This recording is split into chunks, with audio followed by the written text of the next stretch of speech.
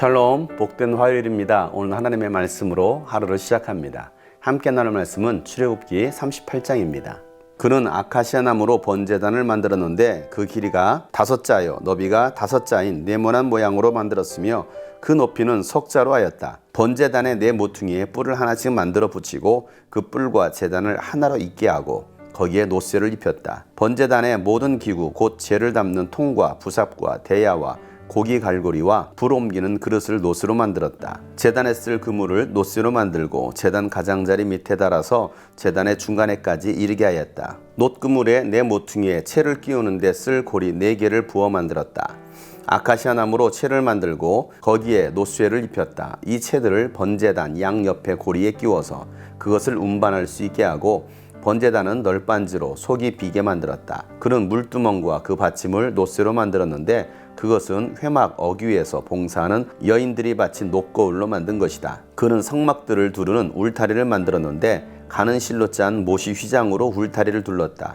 그 남쪽 휘장은 백자로 하였다. 휘장을 칠 기둥 20개와 그 밑받침 20개를 노쇠로 만들고 그 기둥의 갈고리와 고리를 은으로 만들었다. 북쪽에도 마찬가지로 백자가 되는 휘장을 치고 기둥 20개와 밑받침 20개를 노쇠로 만들고 기둥의 갈고리와 고리를 은으로 만들었다. 해지는 쪽인 서쪽 울타리는 쉰자가 되는 휘장으로 하고 기둥 10개와 밑받침 10개를 만들었다. 그 기둥의 갈고리와 고리를 은으로 만들었다. 해 뜨는 쪽인 동쪽 울타리도 쉰자로 하였다. 동쪽의 정문 한쪽에 밑받침 셋을 놓고 그 위에 기둥 셋을 세운 다음에 15자가 되는 휘장을 쳤다. 다른 한쪽에도 밑받침 셋을 놓고서 그 위에 기둥 셋을 세운 다음에 15자가 되는 휘장을 쳤다. 동쪽 울타리에 있는 정문의 양쪽을 이렇게 똑같이 만들었다. 울타리의 사면을 두른 휘장은 모두 가늘게 꼰 모시실로 짠 것이다. 기둥 밑받침은 노쇠로 만들었으나 기둥 갈고리와 고리는 은으로 만들고 기둥머리 덮개는 은으로 씌웠다. 울타리의 모든 기둥에는 은고리를 달았다. 동쪽 울타리의 정문의 칠막은 청색실과 자주색실과 홍색실과 가늘게 꼰 모시실로 술을 놓아 짠 것으로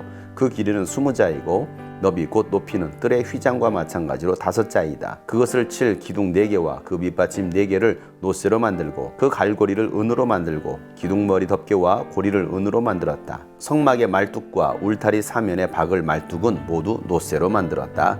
아멘. 오늘 말씀은 번제단과 물두멍, 울타리를 만듭니다. 번제단은 이스라엘 백성들의 죄를 사하기 위한 속죄제물이나 화목제물을 하나님께 드리는 곳입니다. 백성들이 자신의 죄를 위하여 제물을 직접 잡고 그 번제단 위에 제물을 태우게 됩니다. 우리가 하나님 앞에 나아가기 위해서는 반드시 이 죄 문제가 해결돼야 되는 것입니다. 짐승의 피가 이스라엘 백성들의 죄를 사할 수 있었지만 그 짐승의 피는 그들의 죄를 영원히 사할 수가 없었습니다. 그러나 예수 그리스도의 단 한 번의 죽으심으로 말미암아 우리의 죄는 영원히 사해졌습니다.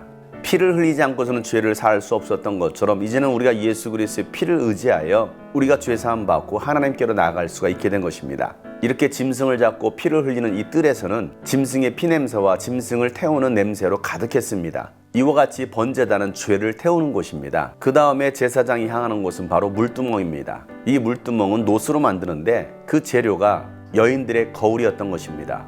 이 물두멍에서는 제사장들이 번제단에서 짐승의 피가 묻고 더러워진 상태로 하나님의 성소에 들어갈 수 없기 때문에 이 물두멍에서 자신의 모습을 살피고 더러워진 몸을 씻는 것입니다. 물두멍에 비친 자신의 모습을 보면서 다시 성결케 하는 것입니다. 여인들이 썼던 하찮은 거울이었지만 하나님께 드려졌을 때에 거룩한 도구가 될 수가 있었습니다. 비록 우리가 드려지는 것들이 보잘것없고 하찮은 것처럼 보일 수 있겠지만 하나님께 드림으로 하나님은 그것을 거룩하게 복되게 사용할 수 있다는 것을 우리는 깨달아야 합니다. 여인들이 드렸던 거울이 거룩한 도구가 된 것입니다. 우리는 하나님 앞에 거룩한 도구, 의의 도구로 쓰임받아야 됩니다. 죄악에 쓰임받는 불의의 도구가 아니라 하나님께서 선한 일을 위해서 쓰실 수 있는 거룩한 의의 도구로 우리의 삶이 드려져야 됩니다. 이렇게 제사장들은 번제단에서 죄를 태우고 물두멍 앞에서 자신의 더러움을 씻고 하나님의 성소로 들어가는 것입니다. 우리는 날마다 하나님 앞에 나아가기 위하여 하나님의 임재를 경험하기 위하여